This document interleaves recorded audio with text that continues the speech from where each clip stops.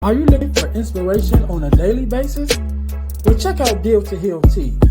With our inspirational teas, you're sure to find something that will inspire you. Just go to dealtohealteas.myshopify.com. That's Deal to Heal Teas. Get some inspiration in your situation. Wear inspirational tea and be inspired all day.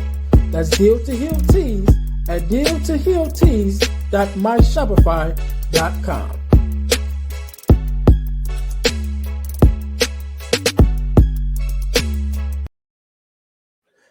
Hey guys, this is Earnest James, host of the Deal to Heal with E. James podcast, and I got a question to ask you. Could you buy me a cheeseburger? Better yet, could you buy me a value meal? Yes? Well, guess what? I don't need a value meal. However, for the cost of a value meal, you can support this podcast to keep us on the air. Just go to Patreon/Deal to Heal podcast and choose any one of the 3 tiers that's available. And if you just want to make a one-time donation, go to Cash App and make a donation to $EJames, the number 418.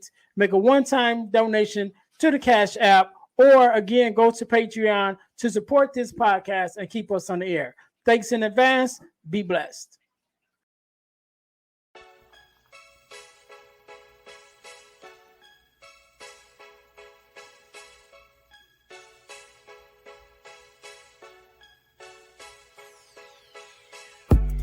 Welcome to Deal to Heal with E. James podcast. On this podcast, my guest and I will discuss topics and ways to help us to heal in every area of our lives. I believe that everyone can live a life that is happy, healthy, and whole. So I'm on a mission to help people to deal, heal, and fulfill. Deal with your problem, heal from the pain, and fulfill your purpose. Thanks for tuning in. Let's get to it. Welcome to the Deal to Heal with E. James podcast. I'm your host, Earnest James, and I believe that everyone can and should live a life that is whole, healed, and healthy. And I'm on a mission to help people to deal, heal, and fulfill, to deal with your problems, to heal from the pain, and to fulfill your purpose. Thank you guys once again for tuning in with us on the podcast.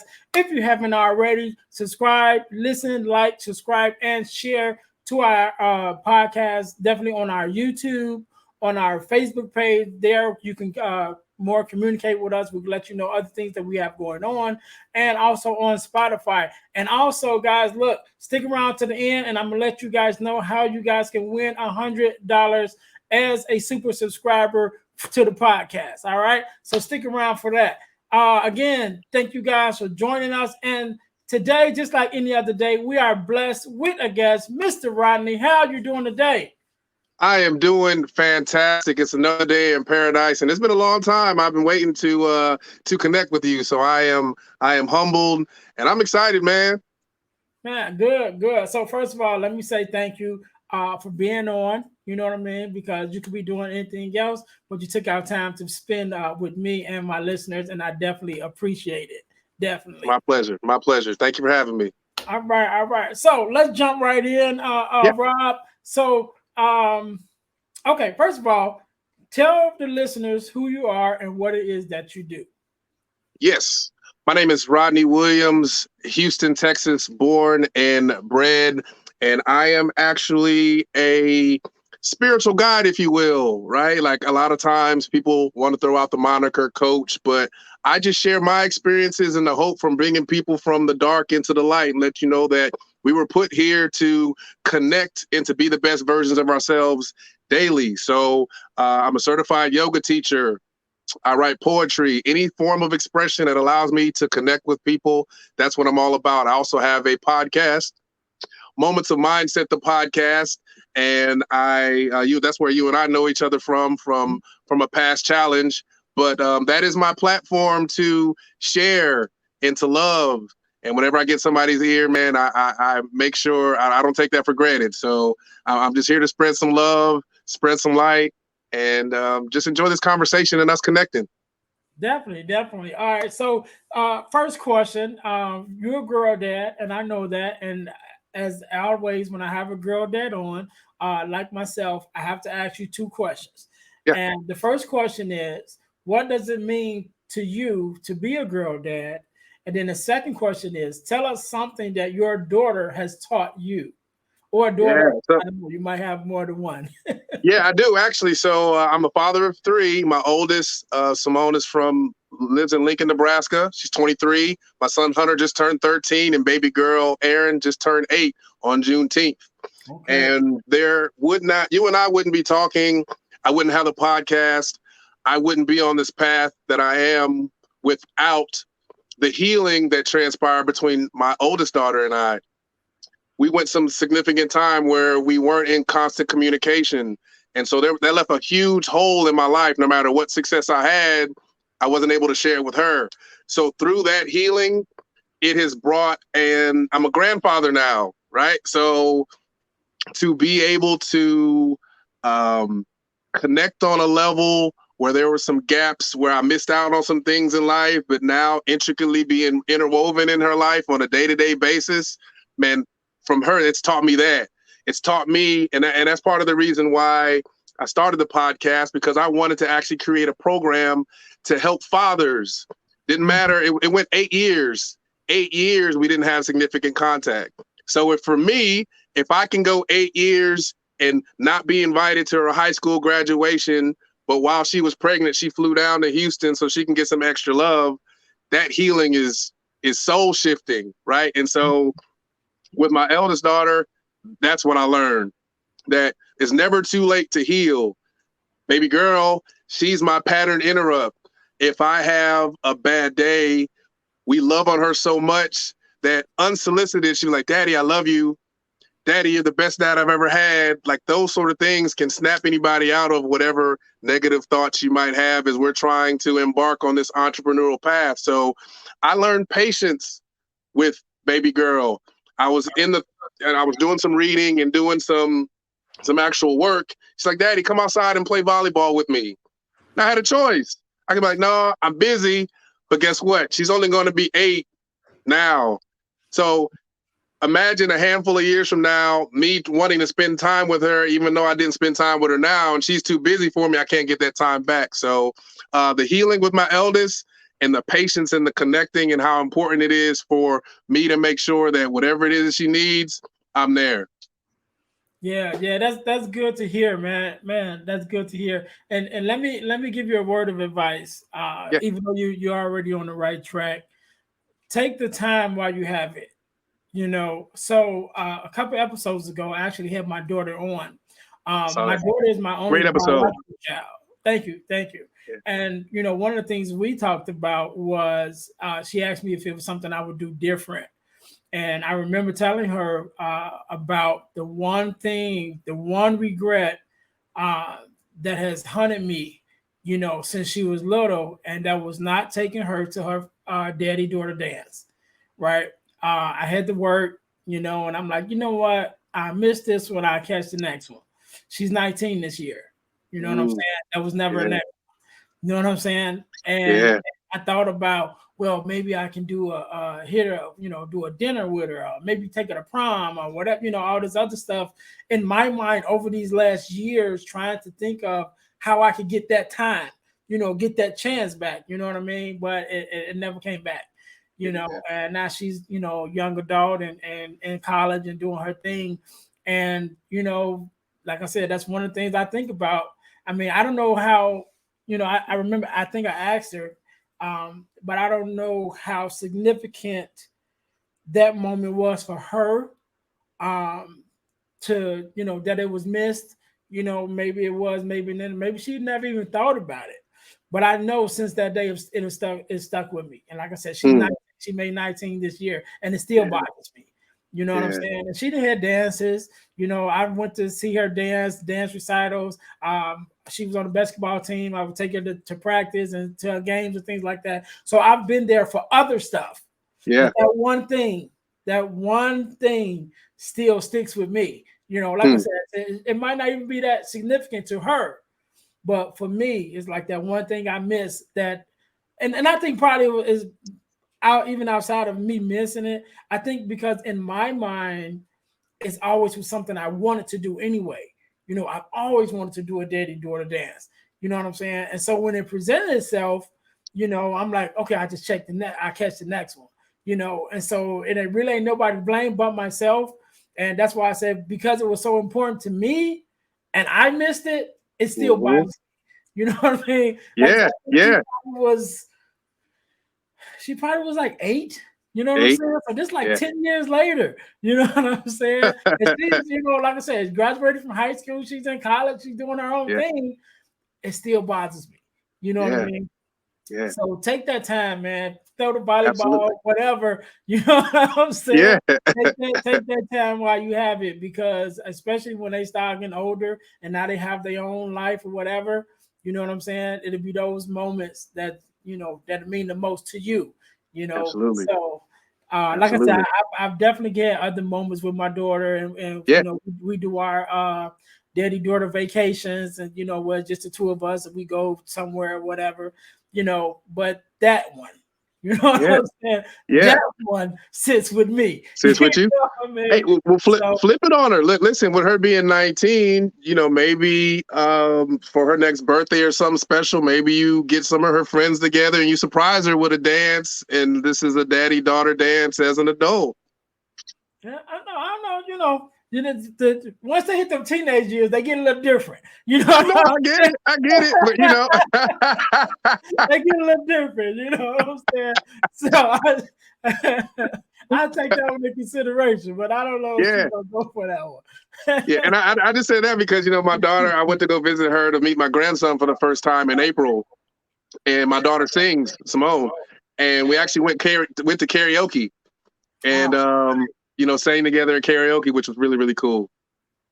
Yeah, so you know, and so one of the things that so this year for her birthday, I wanted to go down for her birthday. Her birthday is in April. My birthday is May 1st.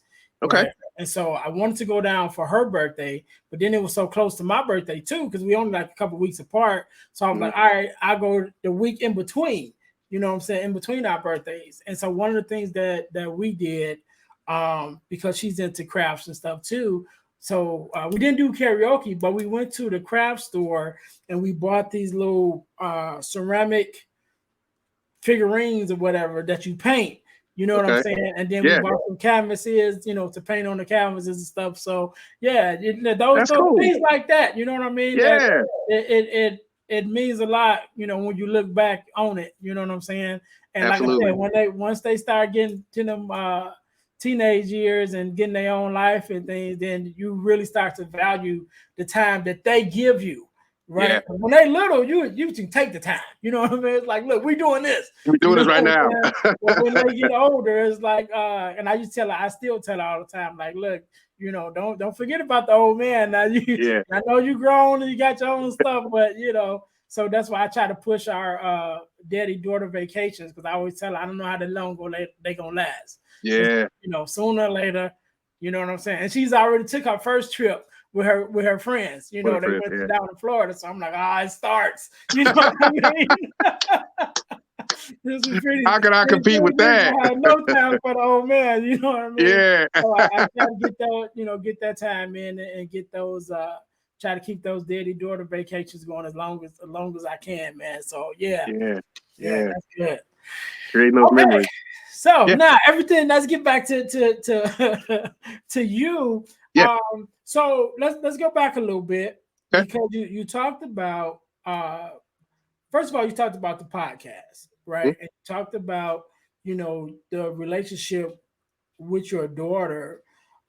If you would, can we talk a little bit more about that, right? Of course. Because there are things that we do sometimes as parents. We think we have the answers, you know, and sometimes the answers that we give are not necessarily the best, or just don't necessarily work out the best, even if it is the right answer, you know. And so with you and your daughter having that split, you know, of time for whatever reason, let's talk about the reconciliation. You know what I mean? Like, what was the mechanism that allowed you guys to come back together and say, you know what, let's get this thing another try. Let's work this out and heal from whatever the situation was prior to. Yeah, absolutely. So my father was diagnosed with cancer 3 years ago, 3.5 years ago, mesothelioma. And as it was progressing, he was getting worse, getting worse. It was looking like he wasn't going to be around. And it was around September. And so she had her other grandfather passed away from cancer as well. And she didn't believe how sick he was. So she didn't get a chance really to say goodbye. It was like she was rushing to the hospital and he was already gone by the time she arrived. So I knew if there was going to be any reconciliation at all, I would have to make sure that she got down here to say goodbye to her grandfather, even if she didn't want anything to do with me. And so what I did was I actually reached out to her and I apologized. I said, listen, I'm sorry for the rift that I call that we have. Can you forgive me? And at first she was honest. She was like, it might take some time, but all I wanted was an opportunity. Right. If she's like, it'll take some time, man, listen, it was 8 years. What's another whatever, right? And so she came down and she actually stayed at my parents' place. And we just connected, the first initial interaction. She was like, we have some things we need to talk about. I'm like, okay, let's talk, right? Kind of in my ego, right? And then what I realized was after watching her with my father and just the comfort that she got to express her love on Labor Day before he passed, that opened up an avenue just for us to have conversations. And from then on, she started trusting me a little bit more, and she would be in a relationship and she would call and, pick my brain, because when I got back communicating with her, I didn't come in yielding like the I'm your father stick, right? She's just like me, female version. And so I knew I had to just come and just be there to support her. If she asked for any advice, share. If she just needed a sounding board, be that sounding board. And so that was really the catapult, was, her coming down for Labor Day for about 4 days, being around the family, being around me, seeing how much calmer I was and how open I was to what her feelings may or may not have been. And whatever she needed to share, I was open to it. I could handle it, right? And so that was really the precipice that was a springboard for us being where we are right now. Because after that, I went to go visit her. Then she came back down here last summer and visited me, and we were just kind of going back and forth. So the transition with my father, that was God giving us an opportunity to heal.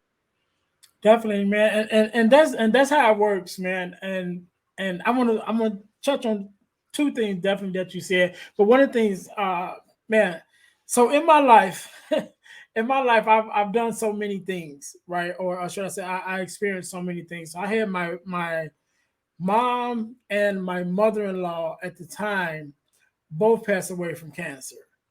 And so in their honor, I started a charity, a nonprofit called Ann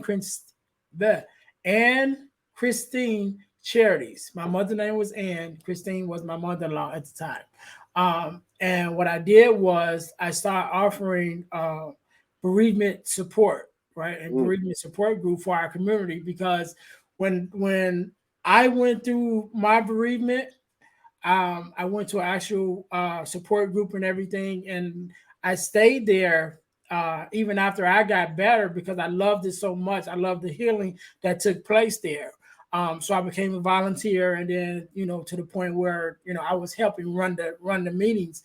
And one of the things that struck me was, out of the whole time that I was there, and I don't remember exactly how long I was there, maybe a year or so, there was only maybe 2 Black families to come through there, and I said, I know it ain't because we're not dying, Right.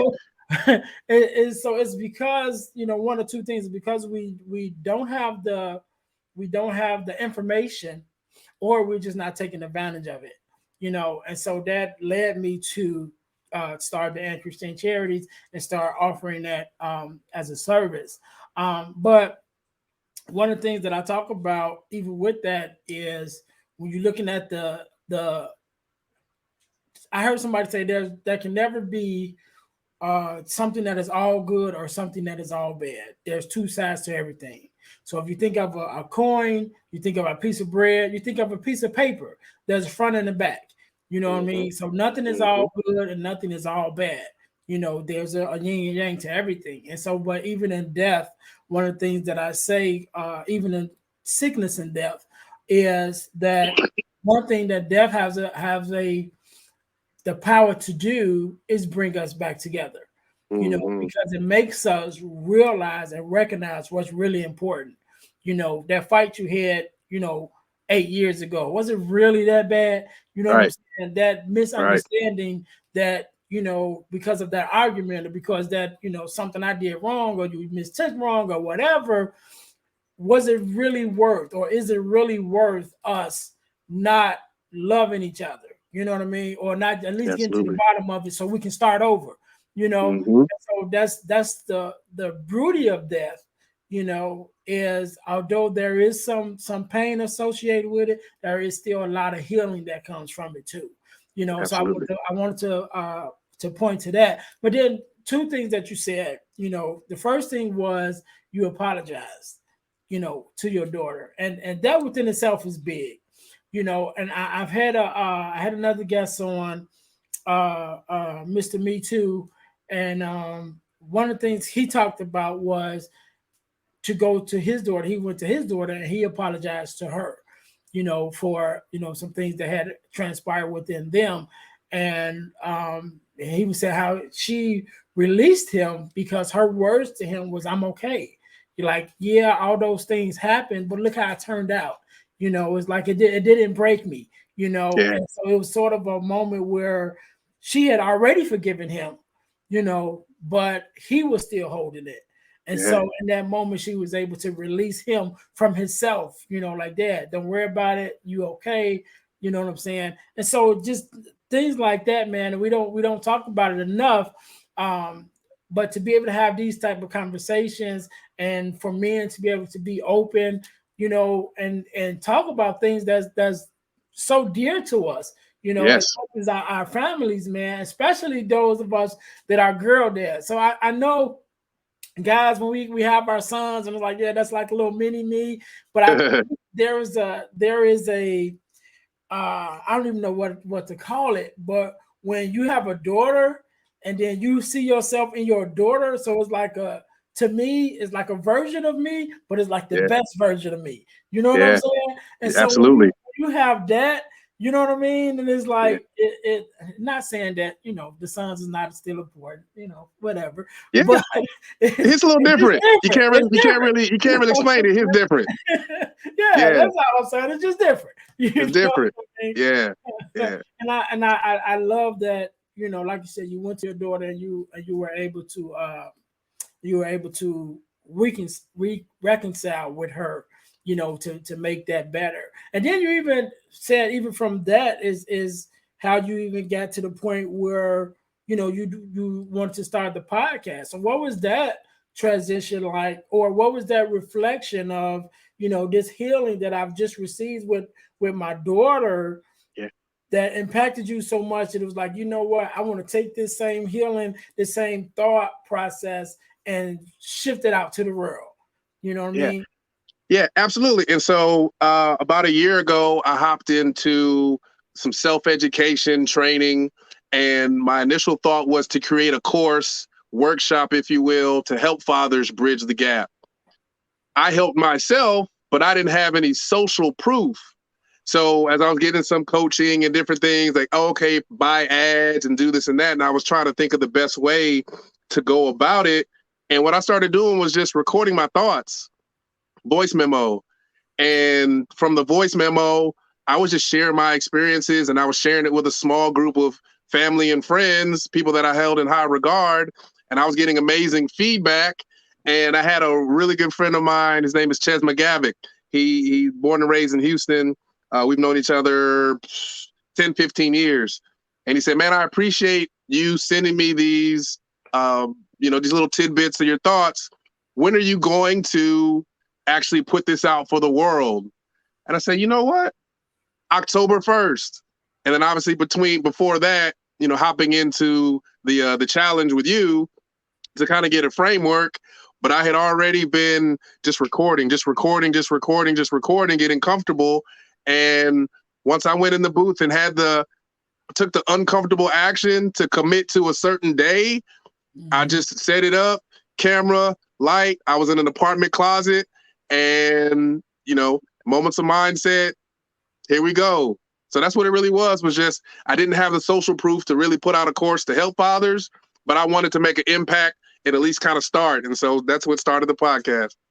Man, and I thank God for your friend, man. And I've said this before on different podcasts. It's amazing how God put people in your life to kind of lead you, you know what I mean, on a projection that, you didn't even think of, you know what I'm saying? But then it's like, oh, that's the way I'm going, you know what I mean? And then it leads you to so much, because even in my story, right?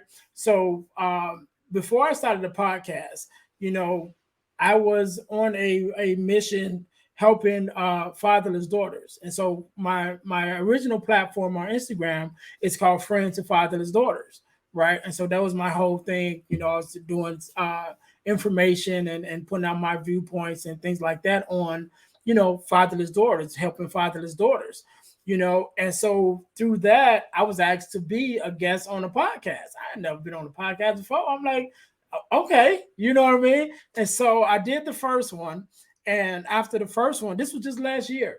After the first one, I did maybe 6. I think it was like 5 or 6 that it was like, almost back to back, And so one of those platforms was a podcast called Dads on Purpose. And so I was on there. And so my daughter lives in Dallas, in the Dallas-Fort Worth area. So when I went to Dallas for her graduation, when she graduated, one of the hosts, actually both of the hosts of the Dads on Purpose podcast, live in Dallas. And so I met up with one of them and, went out to breakfast and just, chopping it up or whatever. And in that conversation, he said, you need to have a podcast. You know what I mean? And so I was like, all right, whatever, talked about it. And, fast forward, here we are. And I actually had him on. I think he was like my third or fourth guest or something like that. I had him on the podcast, and, just again, it's a blessing how God's put people in your life to kind of give you a vision of what he wants for you, you know what I'm saying? Or a vision that you might have for yourself, but maybe you kind of reluctant to do it. Absolutely. Like for me, I definitely wanted to, I was already in the space where I was trying to help people and doing the fatherless daughters thing. And before the fatherless daughters, I had a male mentor program. So I was already doing that. You know what I mean? But when he said that to me, it kind of took me to on another projection, you know what I'm saying? Until now, here we are, almost going on a year, of podcasting, you know what I'm saying? And definitely a lot of guests have come through here and definitely met a lot of people like yourself, where we met in the challenge, the podcast challenge, and definitely kept in contact with a host of people that was in there, in that challenge with us, and so we're here. So yeah, I thank God, and thank the people that he uses and the people that answer and allow themselves to be used, to speak life on whatever level. Whether it's motivational, whether it's spiritual, or maybe, just that word that you need to hear, like you need to start something, and then it grows into whatever it is that God wants it to be able to bless people, man. And that's definitely a blessing. Yeah. And that's you too, right? Like I want to give you golden flowers because after the challenge, you had the wherewithal that let me create, because you've been doing it already, creating support groups and loving, and you creating the group in Messenger to help people hold each other accountable throughout the process. If you're not feeling like a rock star, there's a slew of people that will rally around you, give tidbits, give advice. There's no judgment. And you're a catalyst for that. And that's something that, as you just spoke to it, you are one of God's angels that have, if people are like, man, I don't know if I could do the podcast. Being in that group, you're going to do the podcast if you are passionate about it, because you have people that you can come to with any sort of question, with any sort of need, and they'll be there. So you definitely, I want to honor you, because without that, who's to say that you and I would be having this conversation right now? Right. I appreciate it. I appreciate that. Yeah.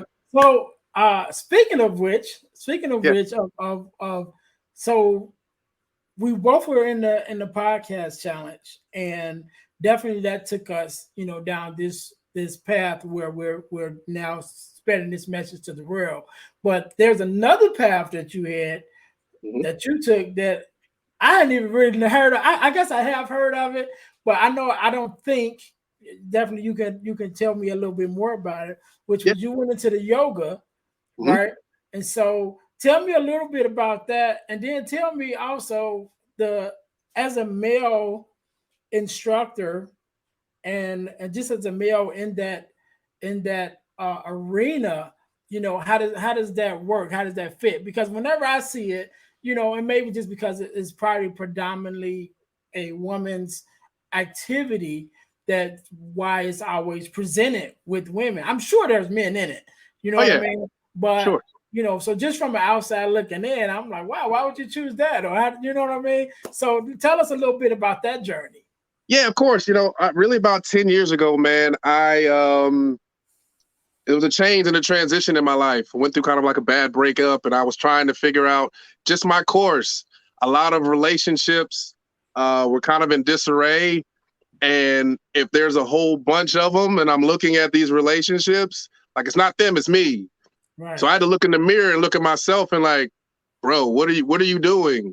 Do you want your kids to see you just so in your ego and not being open and not having that emotional intelligence to be with people and to bring the best and show love, right? And so, being a former athlete, I used to play college. I played college basketball and never wanted to do yoga because I'm like, I'm not flexible. But that's the funny thing is yoga is a practice. So you'll be more flexible and you'll have a lot more, be able to stretch your muscles if you do that more, right? And so what I did was I joined a yoga studio along with doing like a juice detox. And I started out doing restorative yoga. And restorative yoga, you actually have props. You have bolsters, you have pillows, you have straps, you have blocks, and that actually helps you stay in positions for longer. It's a lot more meditative and a lot more calm, not moving stillness. And the relief that I got from that, just being still and just breathing, gave a whole different perspective in my life. I was fine. I began to be more proactive instead of reactive in certain situations of interacting with people.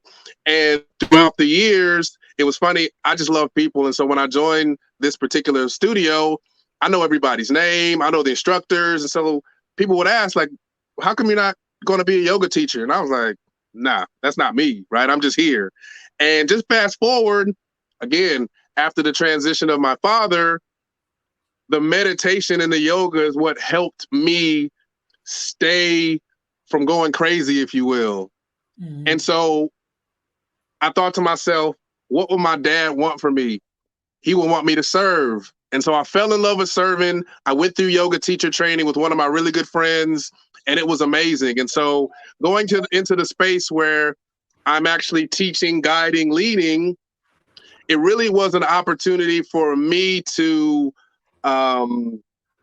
serve every single person coming to my event without them saying, hey, like, look at me, right? Because my objective in yoga is to help you get into a flow state. So most teachers, hey, watch me. I'm going to speak in Sanskrit. I'm going to use all these yoga pose names, and that leaves people confused. I simplify it, right? So whenever I cue, it's breath, body, and drishti.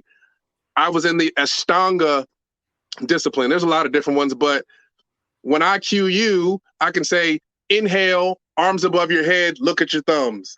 exhale, fold forward, hands to your mat, look between your, so you can follow, if you've never done yoga before, you can follow it and feel empowered and not be looking around like, I don't know that pose, right? And so the very first time I did an event, it was so rewarding at the end because everybody in there came up to me and said, that was exactly what I needed. And my Guruji, she's a Black woman, strong Black woman, and she tasked me and another gentleman with creating a culture for our culture and Black men, that it's okay to be vulnerable through yoga events, through meditation. And so I'm just me. And people that know me know that if they're going to come, they're going to get loved on.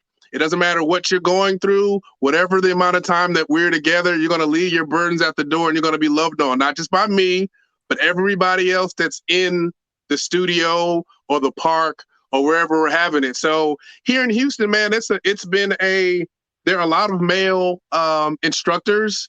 There's not necessarily a huge collective, which one of the things that I want to change. You know, I have some ideas in mind in terms of bringing us as men together. That way it's a safe space. We do a little bit of yoga, but then we also have some prompts, some questions where we can journal and share and heal.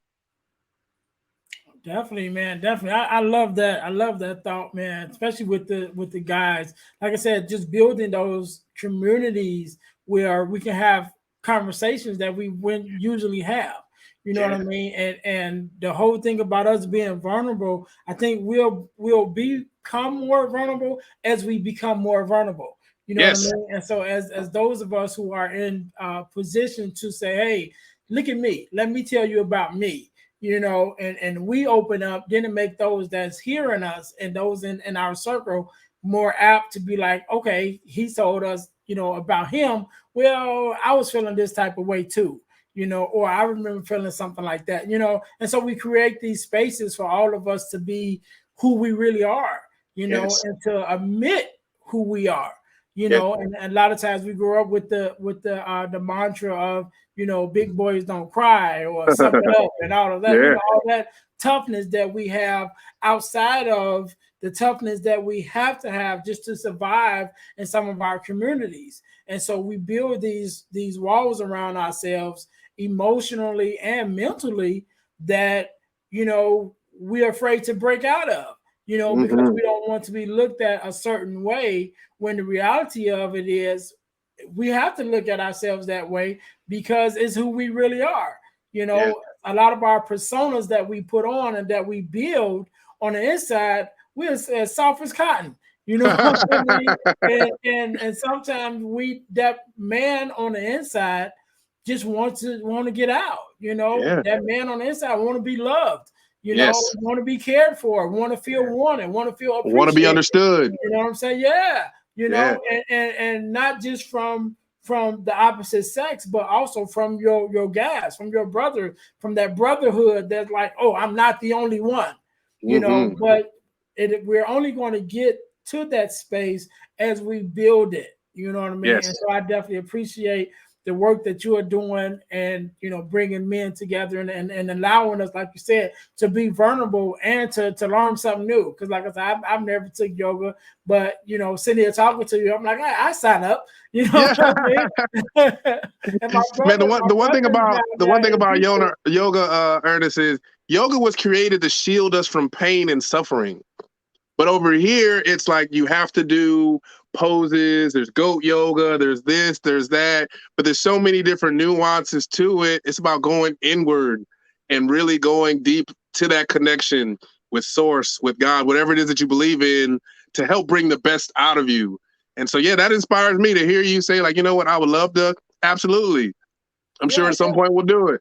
Yeah, my brother stays in Houston, and I was actually down there earlier this year. You know what I mean? And so I'm sure I'll be around there again sooner or later. You know what I'm saying? I'll hit you up and we'll do something. So Rodney, first of all, let me say again, thank you so much for being on, man. Thank you for taking out the time to, you know, share with us your story and share with us what you do. I'm gonna let you have the last words. I want you to get a word together or something to leave us with, and definitely leave us with your social media handles and things like that, and the ways for us to work with you. For everyone else, hey, listen, guys, I told you guys to hold on, because one of the things I want to tell you guys, well, first of all, make sure you listen, like, subscribe, and share to the podcast on YouTube, on Facebook, on Spotify. And if you do that, then you'll be able to be put into our contest as our super subscriber contest, right? And as our super subscriber, you have the chance to win $100 just for doing what you're going to do anyway, right? Yeah. You got a chance to win $100 for being our super subscriber. In order to do that, you must subscribe to the YouTube page, to the Facebook page, and to our podcast on Spotify, right? So we can, check it out and make sure you're on all three of those. When you do that, after you do that, text the word WIN, WIN, to 866-326-0730, right? And you text that to that number, and you enter the win automatically to be our super subscriber contest. It's a random contest, and it's ongoing. So there's no specific time or day when we're gonna do it. I just wake up one day and say, "Hey, I'm gonna give away $100 today." You know what I mean? And you might just be that winner. You know what I'm saying? So make sure you guys subscribe anyway. You listen anyway. You enjoy the podcast anyway. So subscribe on our YouTube page so you don't miss an episode. Subscribe to our Facebook page, because on there we're able to share more information about things that we have going on that we're not able to share on YouTube. And subscribe to the podcast on Spotify so you can listen on the go, right? And you do all three of those, you could be our next $100 winner. Okay, cool.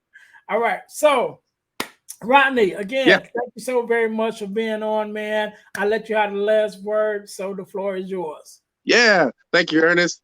Listen, what are you going to do with this gift of life that we have right in this moment?